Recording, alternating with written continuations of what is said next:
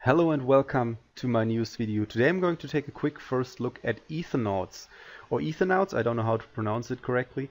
Well, this basically is another crypto collectible game on the Ethereum blockchain, but with the unique twist that it wants to be kind of a ETH Online Elite Dangerous type of game in space, which is quite unique in my opinion because it hasn't been done before. Now, how it's going to work exactly is basically as you can see on the screen, will be able to own these different factories and different digital assets, and they can produce ships, as you can see here on the right screen.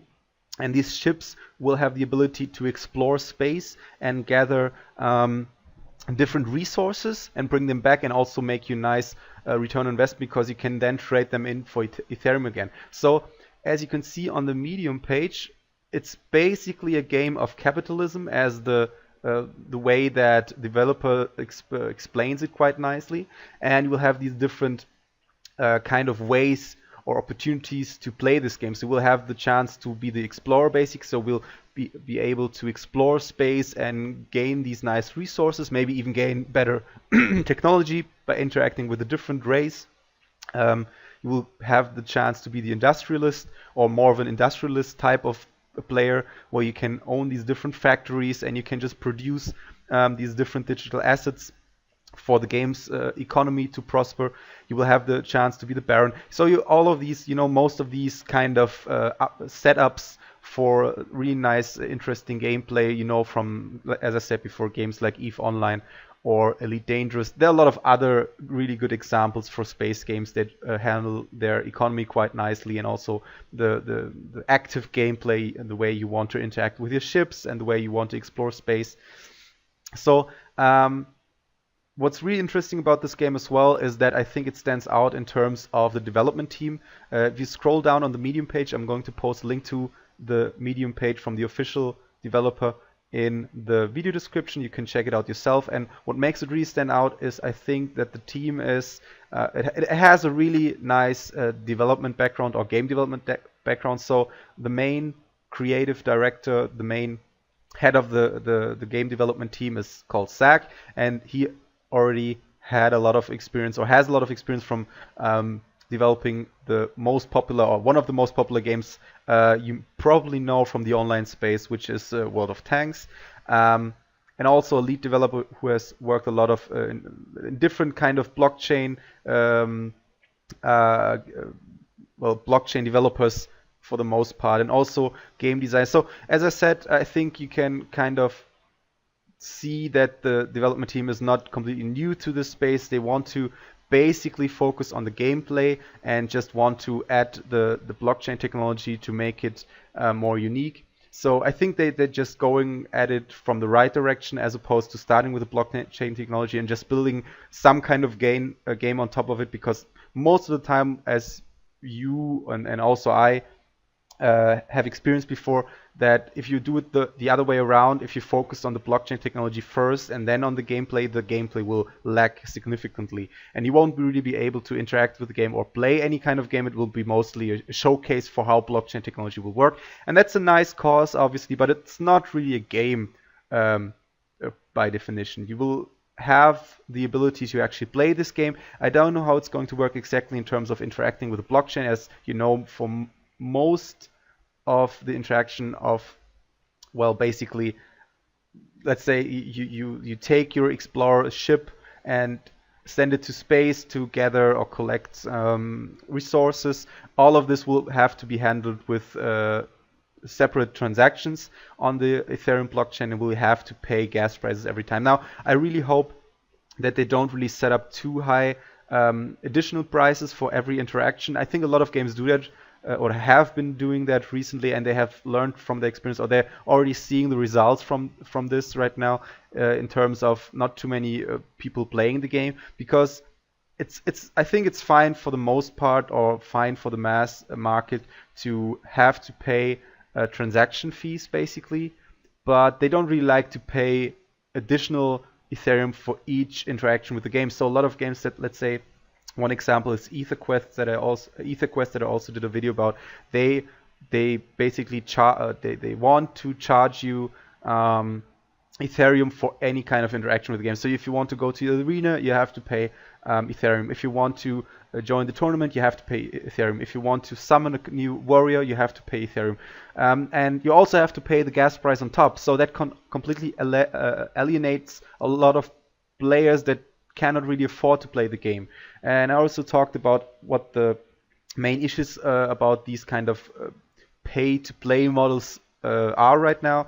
And I think EtherNauts hopefully does it the right way. I think they're already on a good way to do it the right way. Right now you can purchase the main assets or the highest valuable assets of the game, which is well, I think they serve as factories for the most part, or manufacturers, and they can produce these ships you need later down the line. And you can buy them for a really high price right now, but mainly because the price increases. And I think right now this works similar to a hot potato game. Just this aspect of the game, I want to say.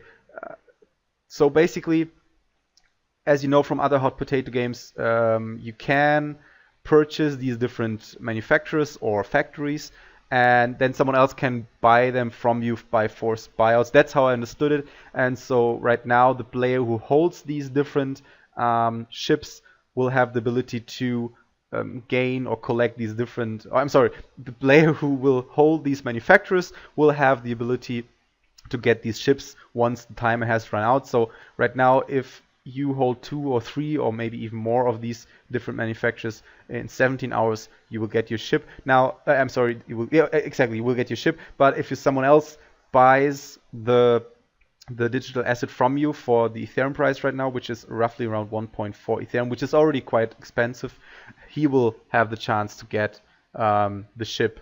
So there might be a chance that someone waits for another 15 hours or 16 hours, 1 hour before the new ship's released, and then he just buys the factory from the other person. The other person doesn't really have the chance to buy the manufacturer back, and then the new person will get the ship instead. And I think they're constantly releasing new, let's say, well, basically the time runs out a couple of times. I think it has been done 2 times already, and ships have been produced for the different holders of these manufacturers.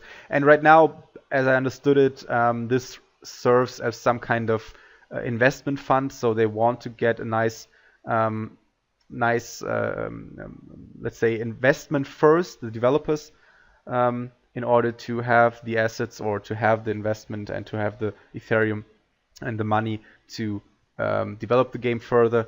And I think that's fine right now, but I think in the long run, or at least in the next few steps, they should also release new ways to basically own these digital assets, and not just based on forced buyouts, but you can actually own them indefinitely, unless you want to sell them to someone else by your own decision, basically. So yeah, there isn't too much information about this game out yet, other than the Medium article information. I'm going to post the link to the description. I'm going to post the link to the Medium article in the description, so you can check it out yourself.